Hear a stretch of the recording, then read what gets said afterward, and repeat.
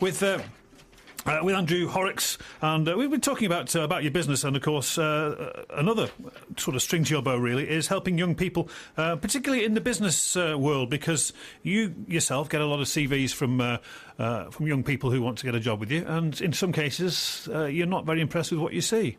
Well, there's some great people out there, of course, and it's about communicating who you are, and what you've got to offer a business.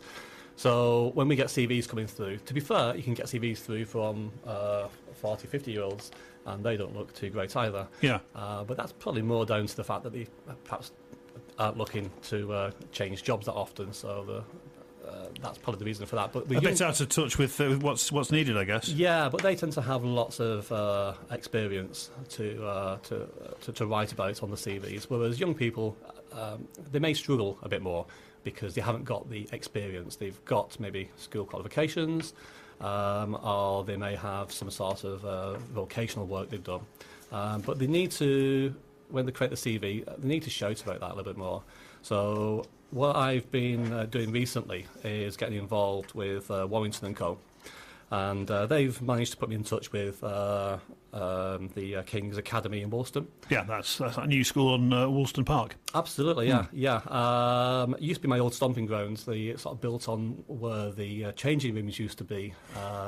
So I spent a long time on those fields, playing football, getting changed in those chairs. So I've got an affinity with the area. Yeah. But importantly, it seems like a really good academy, and I think the teachers are obviously doing a fantastic job.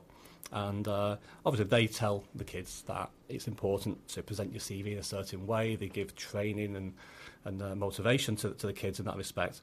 But sometimes it's nice to see it from the other side. Yes. So we're the employer, we're the one that actually gets the CVs. And so for us to emphasise and reinforce what the teachers are saying is really important. I think the kids will probably listen to that because obviously they're seeing the teachers every day. The teachers have got a job to do. If we come along as real employers, then we've got certain advice and certain information we can give them that perhaps the teachers are just not aware of. It's a no-brainer, really, because obviously the CVs are intended for somebody like yourself, so you can let the prospective candidates know what you would like to see on that page, and I guess what you don't want to see, because in a lot of cases, if you're looking through a lot of CVs, you don't want to be reading through a load of waffle that really isn't relevant.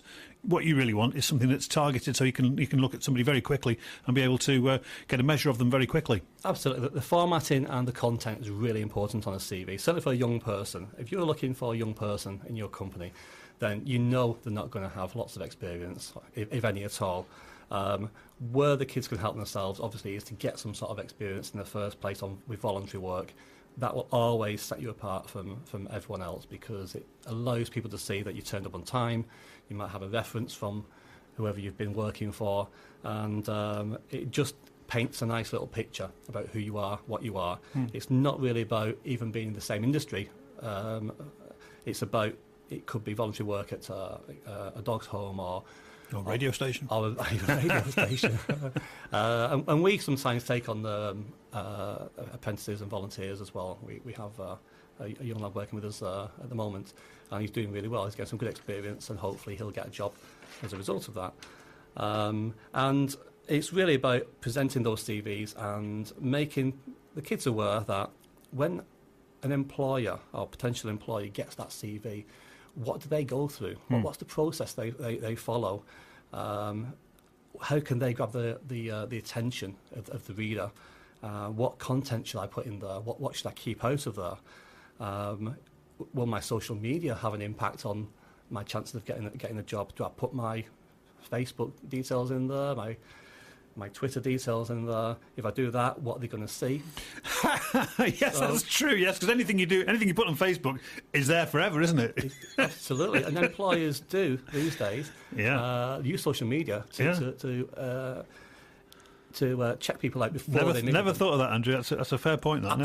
Even in business, before I meet people, I always look at social media to find out who I'm meeting. I can gain a little bit more insight into who they are, what their interests may be, and it can really help with a sales meeting. And effectively, when you go for an interview, you're at a sales meeting, you're selling yourself. So the CV is basically your literature that you're enticing them to look at, to say, actually, we should have a look at this person. They work at a dog's home. I can see they turn up at 7 o'clock every morning. They're leaving at 5 o'clock at night. They put some really good pictures on there. I can see they do this. I can see they do that. It gives more of an insight. And the social media, more so than when I was a child, when I was a kid, looking for my first job, you've got that power now with social media to sort of tell the world, here's how much of a great person I am.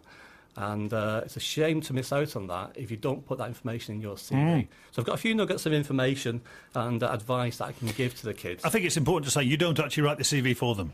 I would not write the CV for them. The schools are very good at putting together a format.